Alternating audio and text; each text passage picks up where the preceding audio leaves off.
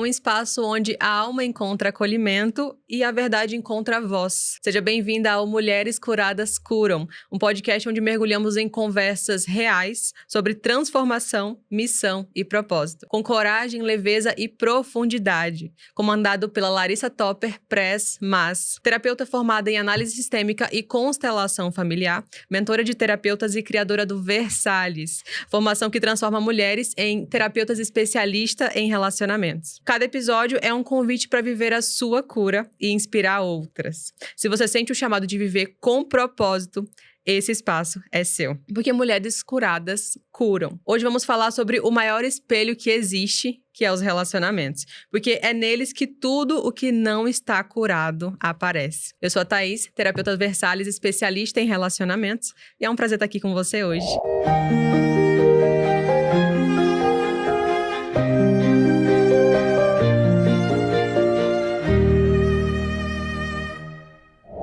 Tudo bem, Lari? Tudo bem, e você? É um prazer também estar com vocês. Lari, você costuma dizer que por trás de toda mulher que quer salvar alguém, tem uma mulher que queria ser salva. Mas eu queria saber de você. Você já viveu isso?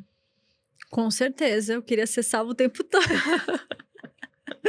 O que eu mais queria era ser salvo. O que eu mais queria era que alguém pudesse me ver, que alguém pudesse me amar, que alguém pudesse finalmente me dar as minhas moedas. Só Versalhes vão entender essa. Então, eu queria muito que a gente pudesse...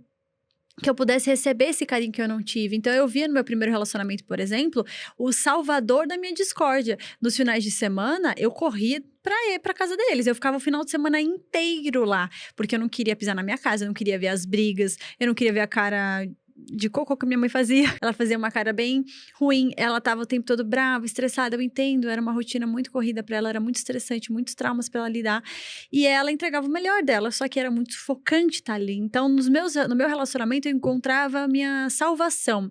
Só que ao mesmo tempo que eu encontrava a minha salvação, eu não conseguia estar ali achando que ele me amava. Eu tava o tempo todo achando que ele estava simplesmente com o que dava. Eu não achava que eu era aquilo que ele precisava, que ele me amava mesmo, que ele me... Eu sempre perguntava, você me ama mesmo? Você me gosta de mim mesmo? Mas e se um dia aparecesse outra? Mas se a sua ex aparecesse? Sabe aquelas perguntas que mulher faz? Mas e no passado? Como é que era? E como é que... Eu tinha muitos ciúmes, então eu ficava o tempo todo perguntando do passado dele. Mas e com fulana, você fazia isso também? Com a ex? E a fulana, você ainda pensa nela? E você sonhou com ela? E você me traiu? Então era querendo validação constante sobre quem eu era, sobre o meu valor, sobre o quanto ele me amava, e isso demonstrava o quanto eu estava ferida e machucada, né? Entendi, Lari, verdade. Tem uma frase que você falou que viralizou, e eu queria que você explicasse aqui pra gente, que você fala que a vítima não quer ajuda, ela quer aliados. Sim. Explica essa frase pra gente. A vítima, ela quer... Vítimas não querem ser salvas, elas querem aliados, elas querem só pessoas que digam pra elas que realmente, pobrezinha de você. Eu conheço uma pessoa que todos os problemas da vida dela há mais de 20 anos são sempre os mesmos. Então, ela tá sempre reclamando que é muito difícil pra ela, porque todo mundo deixa ela sozinha, porque ela tá com muita dor nas costas, porque a dor nas costas dela é terrível, porque o governo não ajuda, o governo é péssimo, ela não tem ajuda do governo, ela queria ter ajuda do governo, porque o marido dela é insuportável, não faz pelo que precisava ser feito. Então, ela tá 20 anos reclamando. Sabe quantas vezes eu tentei ajudar essa pessoa? Quando? Diversas. Eu falei, não, mas ó, se você fizer assim, se você fizer assado, se você fizer tal outro jeito, eu dei todas as alternativas possíveis. Ela fez o quê com todas essas alternativas? Jogou no lixo, porque ela não quer isso. Ela não quer alternativas. Por favor, não me tire do meu problema. O meu problema é exatamente o que eu preciso pra poder ficar repetindo a minha dor. Eu não quero ser salva. Eu quero que você simplesmente diga, coitada de mim, porque é o que eu acho de mim. Então, eu preciso que você me veja como coitada. E muitas pessoas vão querer que você veja elas como coitadas. Vão querer que você salve elas hipoteticamente, mas elas querem te juntar à dor, te juntar aquele peso emocional de estar com elas, porque elas não suportam ver você feliz, porque elas não estão felizes, elas não dão conta de sair daqui. Então, por favor, não se atreva a ser mais feliz que eu. Eu vou te trazer para a mesma lama que eu estou vivendo. E só uma pessoa curada, uma pessoa com autoestima é capaz de ouvir o problema do outro e dizer, que difícil, hein, fulano? Então tá bom. Eu tô indo, viu? Tô saindo nessa, deu a minha hora. E você não ficar ali querendo salvar a pessoa. Você não ficar ali alimentando o drama da pessoa. E você não ter espaço, não ter disponibilidade para esse tipo de discurso. Porque você se ama mais e preserva a sua energia acima da dificuldade do outro. Muito profundo isso, Lari. Teve outra frase também, que bem polêmica, que eu queria que você explicasse pra gente, quando você fala que ninguém te deve amor. Mas ninguém deve amor mesmo? Absolutamente ninguém te deve nada. Ninguém te deve nada a não ser você mesmo. Você é a única criatura no planeta que se deve alguma coisa. Você se deve amor, você se deve respeito, você se deve limites, você se deve comprometimento, você se deve confiança, você se deve tudo, mas ninguém te deve nada. Por quê? Porque a experiência é individual. A experiência humana é absolutamente individual. O que as pessoas te entregam já é muito, já é especial, já é único. Óbvio que você, quando se dá muito, você tá numa relação com a mesma frequência que você está se entregando. Então, você vai atrair pessoas que estão te entregando muito. Mas quando você se entrega pouco, você vai atrair pessoas que te entregam pouco. Então, é por isso que eu digo que quando você não espera nada de ninguém, mas você se dá tudo, a vida te entrega tudo que você já vem se entregando. Não existe o outro caminho. Eu espero tudo de todo mundo e não me entrego nada. Aí você não vai receber nada mesmo. Imagino, realmente. Lari, para quem tá presa num relacionamento que tem esse ciclo de repetição, como que eu faço para sair desse ciclo de repetição? Para sair de um ciclo, eu preciso admitir que eu criei esse ciclo. Eu acho que essa é a primeira parte, essa primeira parcela de responsabilidade sua, de qualquer pessoa, é dizer: eu criei essa bagunça que eu tô vivendo. Eu criei esse cocô, eu que criei isso aqui. Essa coisa feia aqui que eu odeio, que eu não gosto, que eu reclamo, fui eu que criei. E se eu criei, eu posso sair. E se eu criei, eu posso transformar. E se eu criei, eu posso transformar isso em algo especial, porque eu sou a criadora da minha realidade. Ninguém é criador da sua própria realidade a não ser você mesma. Então, é por isso que você pode fazer, do mesmo jeito que você entrou, você pode sair. Só que para isso eu preciso admitir que o problema fui eu que criei e preciso estar disposta a ir atrás da solução e pagar os preços físico, emocional e financeiro. Por quê? Porque o preço físico é fazer o que precisa ser feito. Então, quando eu admito que eu sou o problema e eu tenho que me levantar para resolver o problema, preciso pagar o preço físico. Quando eu tenho o preço emocional do problema, que é dizer assim, tá bom, então eu me sinto insegura, eu me sinto mal, eu não gosto de mim, só que para isso, eu preciso colocar esses medos e essas inseguranças embaixo do braço para ir para a vida. Então, eu preciso pagar o preço emocional disso. Eu preciso lidar com as minhas emoções e entender que eu não sou criança, eu sou adulta. E o preço financeiro, que é em quem eu vou investir? Qual vai ser o meu mentor? Qual é a pessoa que eu me inspiro, que eu adoro, que eu quero confiar para mudar a minha vida? Porque eu precisei confiar em muitas pessoas. Eu precisei pagar muitos valores e muitos preços para chegar onde eu cheguei. Eu jamais teria conseguido sozinho. Eu vejo muitas pessoas falando assim, ai, mas nossa, eu vou investir isso nisso. Não, fica aí, tonta. Fica aí na sua vida vivendo o que você tá vivendo. Você tá confortável, você tá quentinho? Você nunca teve medo de investir em algo e será que vai dar certo? Não, isso? porque tudo para mim é aprendizado. Absolutamente tudo na minha vida é aprendizado. Até as más escolhas que eu faço de investimento. Até as pessoas que eu confio e que não são boas para mim, eu tenho um aprendizado. Por que será que eu confio nessa pessoa que é meio picareta? O que em mim estava ressoando com essa pessoa? Então, para mim, não existe dinheiro mal gasto. Tudo é aprendizado. Quando você vê a vida nessa ótica, não existe nada de ruim que possa te acontecer. Verdade, a questão da vibração que você fala, Uhum. tanto, né? Lari, falando um pouco sobre a energia feminina e a energia masculina. Você contou uma história uma vez no seu Instagram sobre o cacau. Conta essa história pra gente. O que quer dizer? O que tem a ver com a energia feminina? Então, uma vez eu tava... O café e o cacau, né? Sim, o café e o cacau. Se você toma café, você é uma mulher masculina. Vou te explicar por que você é uma mulher masculina se você toma café. A maioria das mulheres não entende que o café, ele é feito para estimular. Ele é um estimulante. Então, se você vai tomar o seu café, vai dar uns minutinhos ali, você vai começar a produzir ali a energia necessária para que o café dê vazão a tudo que ele criou dentro de você. Então, você começa a agir de uma outra forma que não é do seu ritmo natural feminino. Então, você começa a ficar mais agressiva, você fica mais ansiosa, você faz mais coisas, você rende mais, você passa os seus limites. E só uma mulher masculina passa os próprios limites. Uma mulher feminina, ela não precisa de café para passar o dia. Ela não precisa se entupir de café para sobreviver. Ela sabe que o ciclo dela é divino.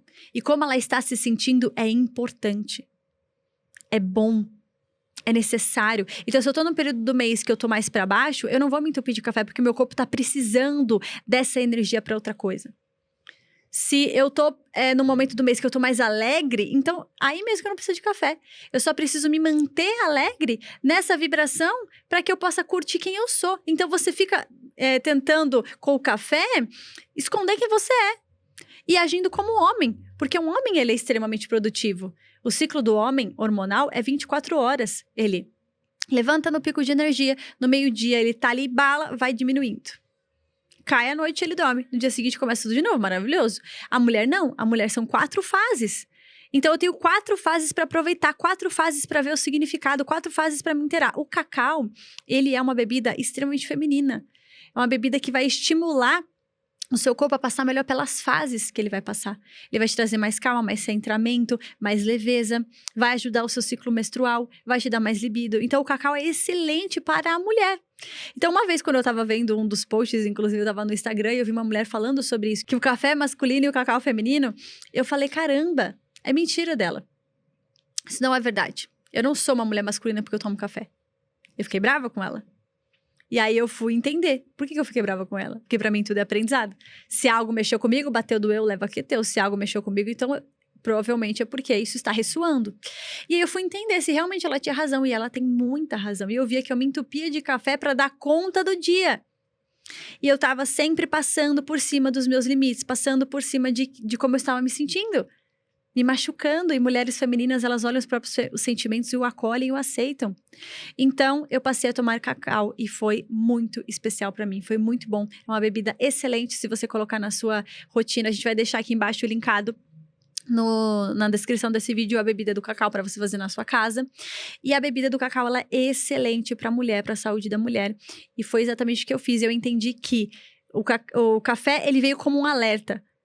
Mas a verdade é que o que mais eu ando fazendo na minha vida pra produzir como um homem que tá me impedindo de ser a mulher que eu quero ser. Eu acho que como você falou que você ficou brava com a moça lá, acho que vai ter muitas agora que estão bravas com você. Você pode tomar o seu café. Eu tomo ali uma xicarazinha por dia, mas é só isso que eu tomo. Eu não fico me entupindo de café, eu não fico o tempo todo... Porque eu entendi que o café, eu gosto do gosto dele, então eu tomo um pouquinho. Eu não preciso tomar ele para me estimular, porque eu não estou me estimulando. Eu estou simplesmente apreciando um café totalmente diferente. Quando você cria consciência dessas duas diferenças.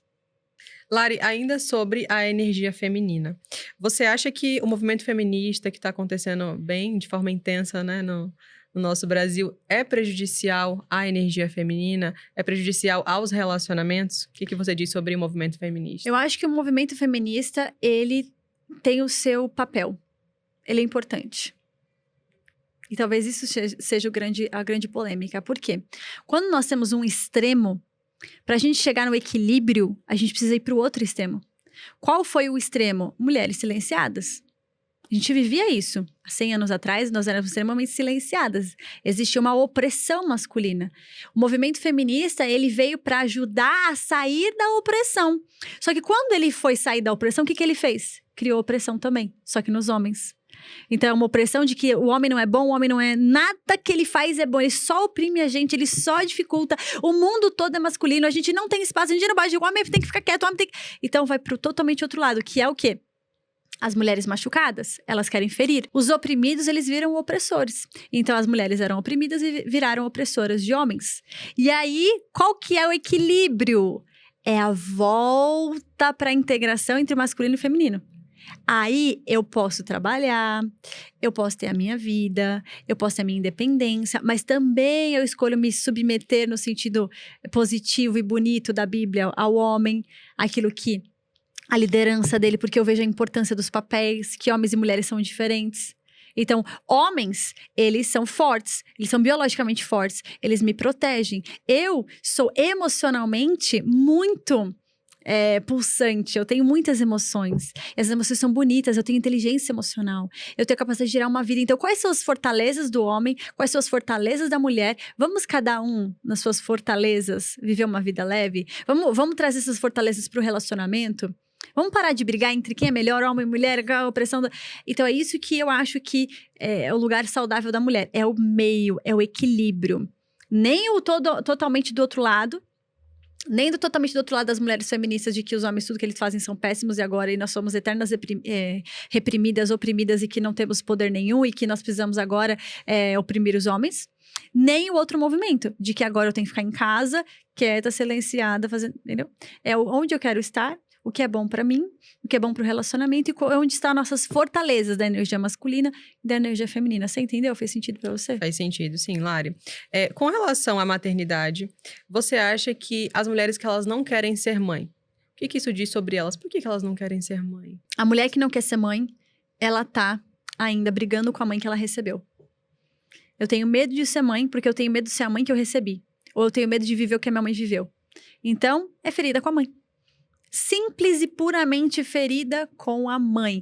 Ai, não, mas eu não quero ser mãe. Você não entende que não é legal, que eu não vejo a minha vida melhor que isso. É ferida com a mãe. Se eu pegar você e te perguntar como é que foi a sua vida com a sua mãe, vai ter até gente dos comentários aqui que vai dizer assim, não, minha relação com a minha mãe é ótima. Se a gente for ver mesmo a relação que ela tem com a mãe, ela tem um monte de ressalvas com a mãe, ou seja, eu não gosto do que a minha mãe faz, eu julgo a minha mãe, eu acho que ela não foi a mãe que eu gostaria de ter recebido, eu acho que ela é muito dependente emocional, eu acho que ela é muito carente, eu acho que ela é muito brava, ela me oprimiu.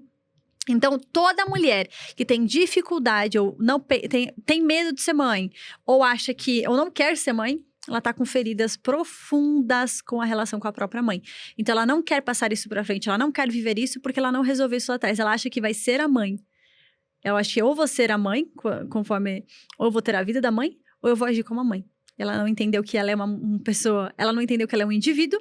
Ela não entendeu que a maternidade é a maior bênção que uma mulher pode receber. E ela com certeza vai se arrepender amargamente disso. Isso é muito interessante, que me lembrou até de uma influenciadora que eu sempre vejo no TikTok. Ela sempre fala exatamente isso.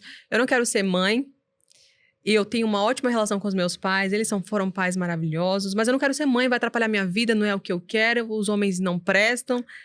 Os vídeos dela são muito relacionados a isso, a essa raiva em ser mãe e raiva dos homens. E ela jura que ela tem uma boa relação com os pais. É claro que ela vai dizer isso, ela vai dizer que não. Porque como que ela vai justificar a narrativa dela? Não, minha relação com meus pais são ótimas, mas os homens não prestam. Oi?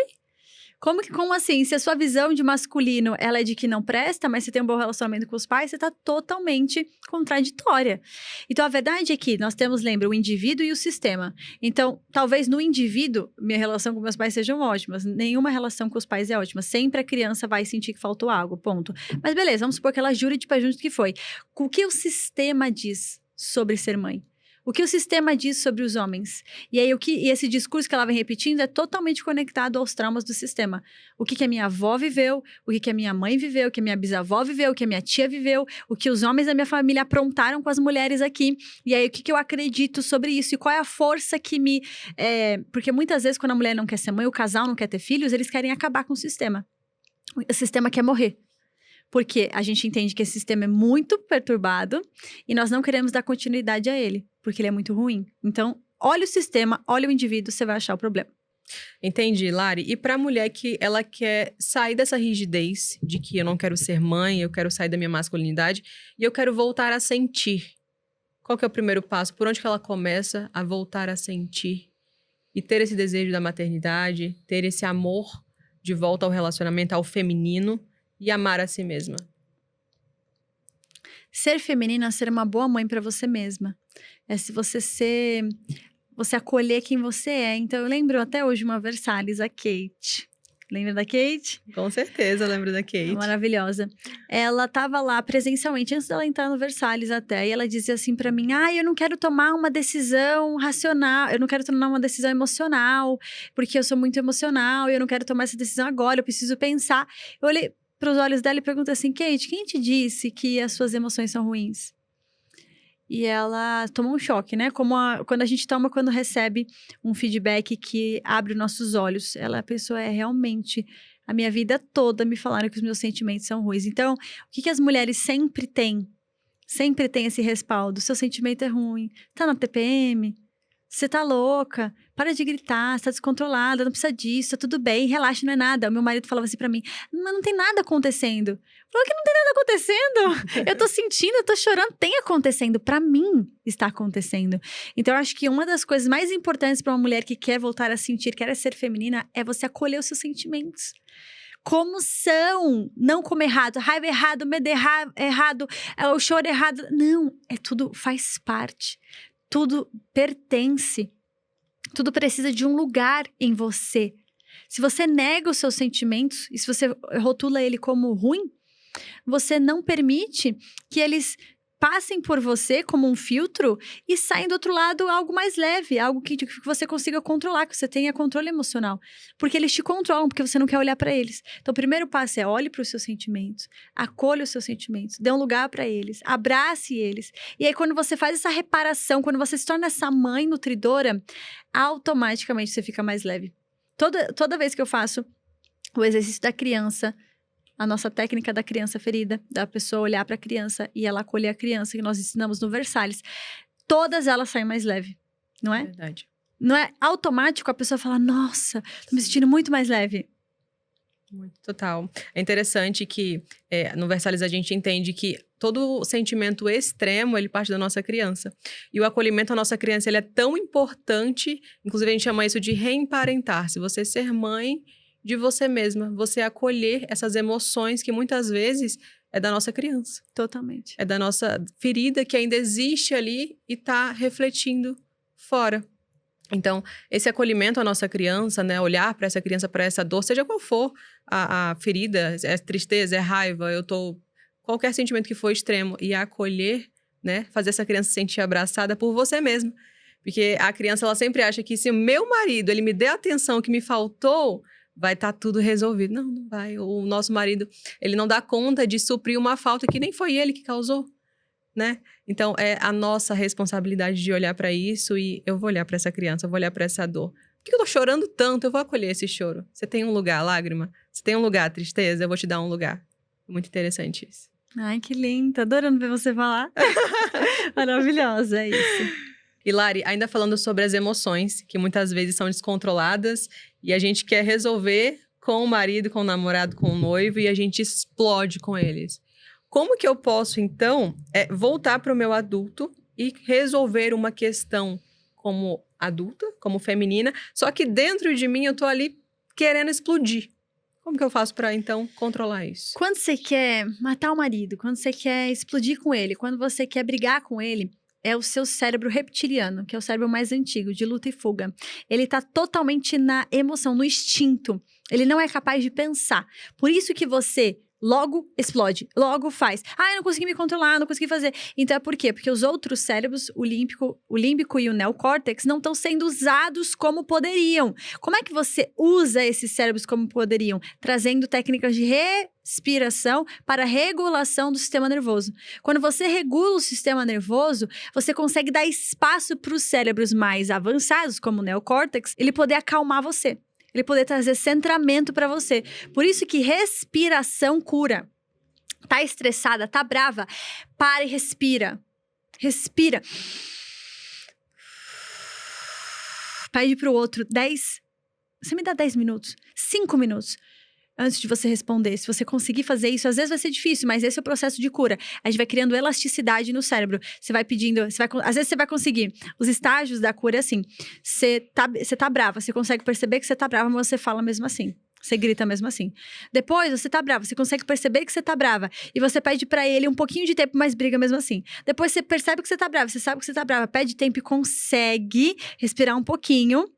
E consegue trazer a consciência, mas mesmo assim vocês ficam brigados. Depois você sabe que tá brava, tá consciente de que tá brava, consegue se acalmar internamente e trazer uma resposta positiva pro outro. Então, é um processo, mas você precisa começar no primeiro estágio. Reconhecer.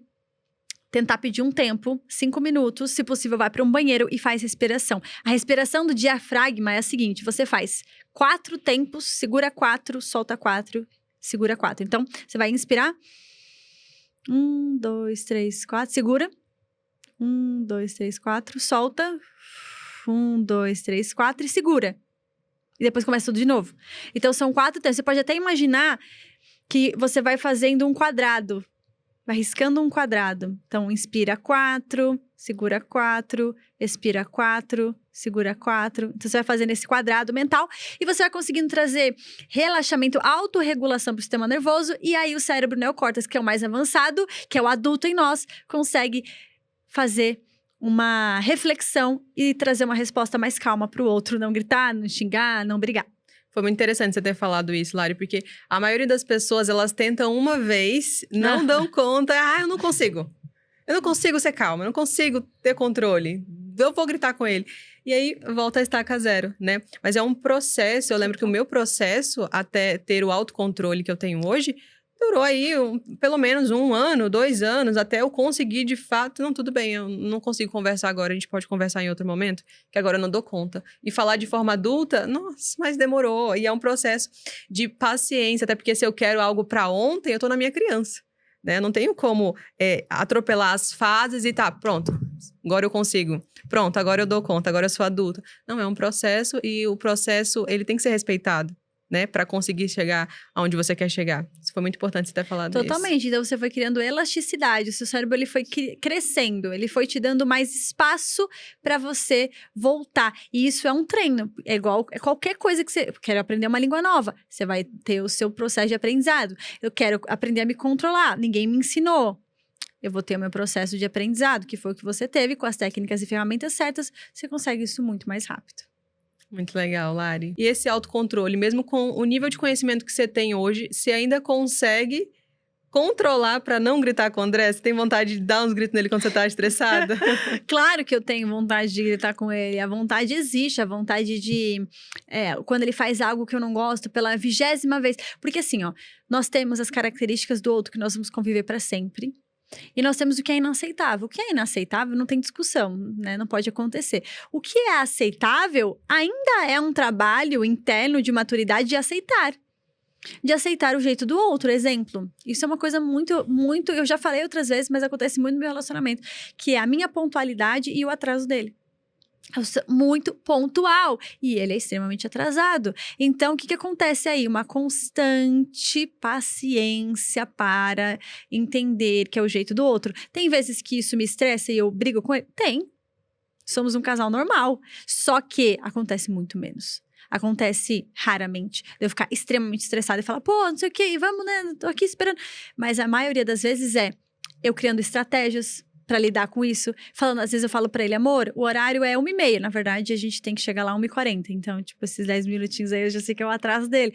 Então, a gente vai lidando de forma estratégica, de forma inteligente, de forma leve, brincando. Às vezes eu brinco com ele, ô, atrasado, vamos lá. Né, o Cinderela, eu brinco com ele. Mas pra levar com leveza, pra tentar entender. Mas tem vezes que é chato, sim. E eu tenho o direito de ficar brava. Você entende? O autoconhecimento não é você virar Buda. Não é você ficar... É você ser a pessoa mais tranquila e pacífica do mundo que não tem um dia ruim. Pelo contrário, é você validar os dias ruins, validar os sentimentos e tirar do outro a responsabilidade. Então, amor, eu tô brava hoje. Hoje eu tô realmente incomodada com o seu atraso. Sei que não é culpa sua, eu sei que é uma questão, né, que a gente tem que trabalhar juntos. Você tem dificuldade de fazer isso. Não justifica a minha braveza com você, mas mesmo assim, hoje eu tô brava. Me deixa um pouquinho. É você poder reconhecer que você tá bravo. É você poder lidar com isso com você mesma e tirar do outro a responsabilidade. Acho que isso é muito maduro. Isso é muito humano. Muito né? humano. Muito legal isso, Lari. Se você sentiu que você se desconectou de si para sobreviver, esse episódio é um chamado para voltar. Se você quiser aprender a viver no seu ritmo, respeitando o seu corpo e ensinando outras mulheres a fazerem o mesmo, aqui embaixo tem o link da lista de espera do Versalhes. Porque toda mulher que volta a sentir, começa a se curar. Porque mulheres curadas curam. Muito obrigada, amei Lari. esse episódio. Obrigada, Thaís. Foi um prazer estar aqui com você. Se você gostou desse episódio, dá um like nesse vídeo. Comenta aqui embaixo qual foi a coisa que você mais gostou, que mais te trouxe reflexão. E também siga o nosso canal. E eu te vejo na próxima segunda-feira.